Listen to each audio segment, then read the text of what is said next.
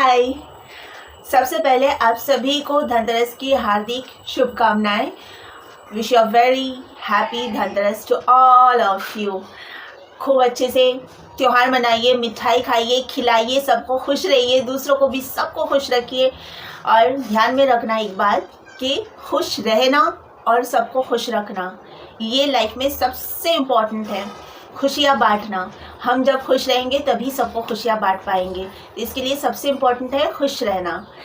Okay, मेरी life का ना हमेशा एक ही गोल है कि मैं हमेशा सबको खुश रखना चाहती हूँ, दूसरों के लिए करना चाहती हूँ, दूसरों के काम आना चाहती हूँ। और मेरी शादी से पहले जब फ़ोन पे मेरे हस्बैंड से बात होती थी तो ये कहते थे कि मेरी सास जो है ना, बचपन से उनको कभी माँ का प्यार नहीं मिला, सौतेली माँ थी। और सौतेली माएँ तो कैसी होती है ना, वैसी ही थी, मतलब अच्छा बिहेव नहीं करती थी, सौतेलापन दिखाती थी। तो कभी भी मेरी सास को बचपन से प्यार नहीं मिला। तो ये बात हमेशा से ही मेरे पति कहते थे कि मेरी माँ को ना कभी प्यार नहीं मिला, सौतेली माँ थी, टॉर्चर करती थी, रुलाती थी। इसके लिए मेरी माँ ना थोड़ी सी मतलब नेगेटिविटी मेरी माँ के अंदर इसलिए है क्योंकि वो नेगेटिव माहौल में पली बड़ी है, कभी उनको पॉजिटिविटी यानी प्यार उनको नहीं मिला है। तो मैं ना सुनती थी और सोचती थी मैं जब जाऊंगी ना बहू बन के उस घर में, मैं उनको बहुत प्यार दूंगी, इतना प्यार दूंगी कि वो है ना, जो अभी तक उनके दिल में जो गम है कि मुझे प्यार नहीं मिला, वो मैं भुला दूंगी। मैं ये हमेशा शादी के पहले, मैं जब फ़ोन पे ये सब बातें सुन रही हूँ तब से मैंने ये तय कर लिया मैं मेरी सास को बहुत प्यार दूंगी। लेकिन ये भी सोचती थी चलो वो तो सौतेली माँ थी और वो तो काफ़ी ज़माना पहले की बात है कि प्यार नहीं मिला था। उसके बाद शादी होके आ गई, बोलते 19 साल में शादी जब हो गई है तो अभी 70 एज है उनकी, तो अब तक तो प्यार तो काफ़ी हस्बैंड से भी मिला, बेटे से भी मिलता है, तो अभी भी ये शिकायत क्यों? ऐसा भी बोलती है कि मुझे कभी प्यार नहीं मिला किसी से, तो मुझसे भी उम्मीद मत रखना तुम लोग कि मैं तुम लोग को प्यार दूँ। ऐसा उनका मतलब अपने बेटे से, पति से ऐसा कहती है। प्यार नहीं मिला मतलब क्या? बिना प्यार के इतने साल हस्बैंड वाइफ साथ में कैसे रह रहे हो आप लोग? प्यार करते हैं ससुर जी तभी ना आप लोग साथ में इतने सालों से हो। बेटा इतना प्यार करता है, माँ के प्यार में ऐसा अंधा है कि बेटे को माँ की बुराई दिखती ही नहीं है। माँ कितने भी बुराई करे बीवी के साथ में, पर माँ की बुराई नहीं दिखती है। बीवी मुंह बंद रख के फिर भी बीवी जवाब देती है माँ को। बीवी रो रही है माँ का सुन के, फिर भी बोलता है कि बीवी जवाब देती है माँ को। तो इतना तो अंधों की तरह प्यार कर रहा है बेटा, फिर भी बोलती है कि प्यार नहीं मिला, कभी प्यार नहीं मिला, मुझसे भी उम्मीद मत रखना कि मैं तुम लोगों को प्यार दूँ। ऐसा मैंने मेरे हस्बैंड से ही सुना है फ़ोन पे। शादी के पहले मेरी सास भी मेरे साथ फ़ोन पे बहुत बात करती थी। 6 साल पहले जब पहली बार हमारा रिश्ता फाइनल हुआ था, शादी होनी है करके, तब तो इतना हम लोग फ़ोन पे बात करते थे। मैं और मेरी सास 1.5 घंटा भी बात किए हैं।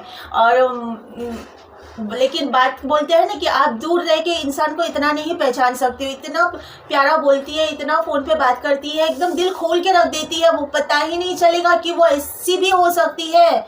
और जब घर पे जाने के बाद उनके बिहेवियर की वजह से मैं रो रही हूँ, रोए जा रही हूँ। लेकिन मुझे तरस आता है, मेरे वजह से अगर किसी ने रोया ना, मुझे तरस आता है, मैं प्यार से आंसू पोंछती हूँ। लेकिन उनको ज़रा भी तरस नहीं आया। दूसरे दिन तक मैं बहुत रोई थी। वजह क्या थी? वजह कुछ भी नहीं, बिना वजह रुलाई। उनके कहने पे उठती हूँ, बैठती हूँ, उनके कहने पे ऊपर गई मैं, जाओ ऊपर जाओ, जाके बाबा और तुम्हारे हस्बैंड को, मतलब इसको दोनों को हेल्प करो काम में। वो सब सामान फैला हुआ था तो मैं चली गई उनके कहने पे। अब मैं ऊपर चली गई तो नीचे वो चिल्लाने लगी कि मैं अकेले किचन संभालूंगी तो फिर खाना कैसे जल्दी बनेगा।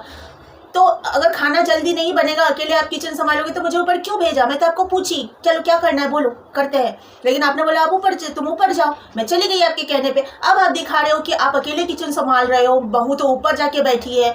और जब मेरे ससुर जी ने बोला खाना जल्दी बनाना ताकि हमें खाने में लेट ना हो जाए, 3:30 4 ना बजे, उस बात पे भड़क गई और ऐसे चिल्ला रही है कि अकेले मैं किचन संभालूँ तो कैसे सब जल्दी बनाऊँ, अकेले सब काम करूँ। तो ऐसा बोलने जैसे शिकायत कर दी कि मुझे अकेले किचन संभालना पड़ रहा है। तो मेरे ससुर जी ऊपर जाके बोले कि तुम नीचे जाओ, माँ को हेल्प करो, हम दोनों बाप बेटा इधर संभाल लेंगे। तो मैं नीचे आ गई तो मुझ पर चिल्लाने लगी कि तुम लोग अपनी मर्जी का चलाना है तो दोनों रहो साथ, अकेले रहो, हम दोनों हस्बैंड वाइफ निकल जाते हैं घर से। अकेले ही बोले जा रही है। मैं ना सब्जी काट रही और आंसू पोंछ रही हूँ,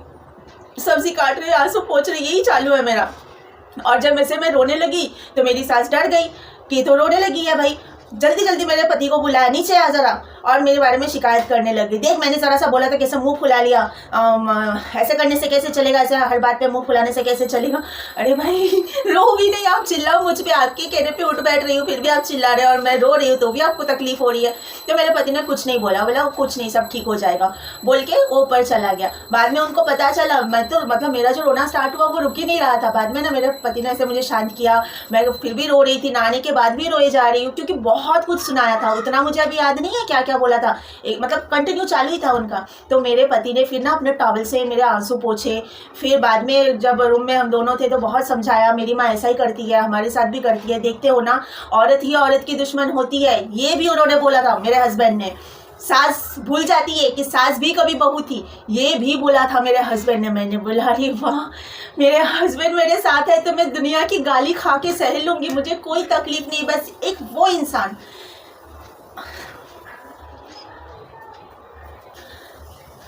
जिसका हाथ पकड़ के हम ससुराल जाते हैं ना, वो हमारी ताकत होती है, वो हमारी शक्ति होती है।